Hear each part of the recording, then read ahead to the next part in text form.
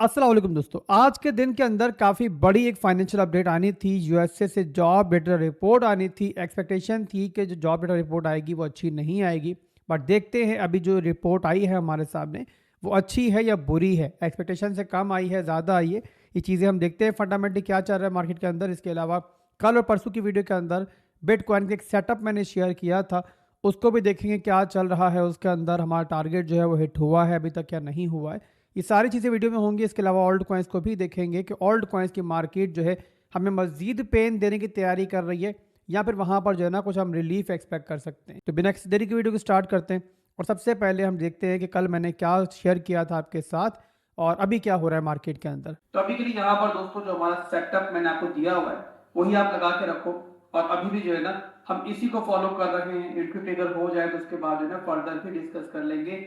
First entry जो मैंने दी थी आपको वो दी थी 95,000 के जोन के अंदर। एनीवेज यहाँ पे टारगेट की बात करें सेटअप के तो फर्स्ट टारगेट जो है वही है जो प्रीवियस था हमारा, ये $1 लाख का 99 से लेके $1 लाख का आप टारगेट लेके चल सकते हो। तो देखा मेरे भाइयों, एक दफा फिर से सेटअप शेयर किया गया अल्हम्दुलिल्लाह। इस वीक के अंदर सेकंड सेटअप है। पिछला सेटअप था हमारा 91,000 94,000 के एरिया में बाइंग, जो कि हमने डंप में की थी बिटकॉइन के अंदर। एक दफ़ा फिर से 1 लाख पे प्रॉफिट बुक किया और दोबारा से आपको जो है मैंने एंट्री दिलवा दी इस सपोर्ट के ऊपर से। ये सपोर्ट मैंने जो मार्क की हुई थी आपके सामने है कि एग्जैक्टली ये सपोर्ट रिटेस्ट हुई है और उसके बाद जो है बिटकॉइन अब आपको $1 लाख के आसपास दिख रहा है। अच्छा, एक बात मजे की मैं ऐड करूँ कि यहाँ पर जो है ना ग्रुप के अंदर हमने ट्रेड जो है वो कैंसिल कर दी थी, यानी कि लिमिट लगा हुआ था हमारा वहाँ पर भी, बट बहरहाल वहाँ पर ट्रिगर हमने नहीं किया और उसका रीज़न था कि आज जो है एक बड़ी फंडामेंटल अपडेट आनी थी, बट यहाँ वीडियो बनाने का मुझे टाइम नहीं मिला तो ज़रा ये चीज़ मैं यहाँ पे शेयर नहीं कर पाया आपके साथ। तो जो लोग भी वीडियो देख के ट्रेड लेके बैठे हुए थे वो बहरहाल यहाँ पे एंजॉय करें प्रॉफिट को,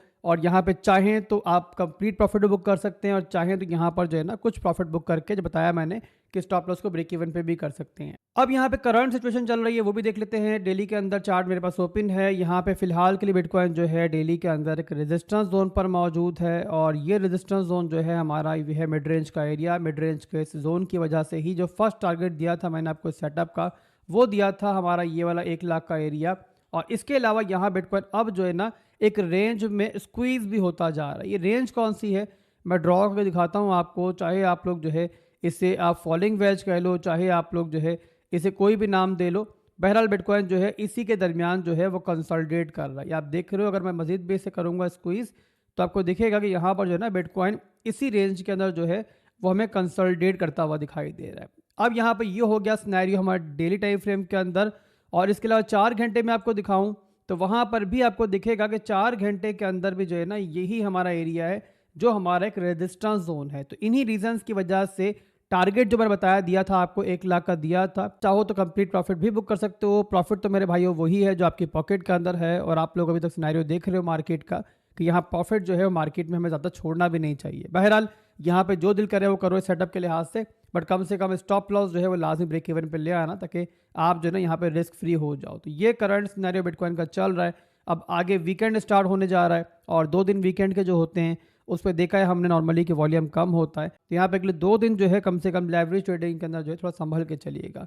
अब उसके बाद चलते हैं उस फंडामेंटल अपडेट की तरफ जो यूएसए से आनी थी, यानी कि यूएसए की जॉब डेटा रिपोर्ट। अब यहाँ पे ट्रेडर्स और एनालिस्ट एक्सपेक्ट कर रहे थे कि रिपोर्ट जो आएगी वो अच्छी नहीं आएगी और इसी रीजन की वजह से वो एक्सपेक्ट कर रहे थे कि बिटकॉइन जो है 95,000 से नीचे भी जा सकता है। और ये 5 घंटे पहले का आर्टिकल आपके सामने है कॉइन टेलीग्राफ के ऊपर जहाँ पे यही चीज़ डिस्कस की गई है। पर उसके बाद 6:30 बजे जब रिपोर्ट आई तो वहाँ पे हमें मालूम पड़ा कि रिपोर्ट जो है वो इतनी बुरी नहीं है। यहाँ पे आप देखो तो यहाँ पर जो अनएम्प्लॉयमेंट रेट है वो नीचे आया है, 4% पे आया है और जो एक्सपेक्ट किया गया था वो किया गया था 4.1%। तो यहाँ पर जो एक्सपेक्टेशन थी उससे बेहतर जॉब डेटा रिपोर्ट आई है और हम कह सकते हैं कि बिटकॉइन जो $1 लाख पे गया है उसके पीछे ये भी एक फंडामेंटल अपडेट थी। बट रिपोर्ट जो है इतनी अच्छी भी नहीं है कि हम कहें कि मार्केट के लिए कोई बहुत ही बुलिश अपडेट है और उसका रीज़न ये है कि यहाँ पर जो जॉब्स हैं वो ओवरऑल जो है वो कम हुई हैं। पर बहरहाल ओवरऑल मिला के देखें इस रिपोर्ट को, सारी चीज़ों को मिला के देखें तो इतनी बुरी नहीं है। तो इसी रीज़न की वजह से शॉर्ट टर्म के अंदर कम से कम जो है हमें एक अच्छा इम्पैक्ट दिखा है मार्केट के अंदर।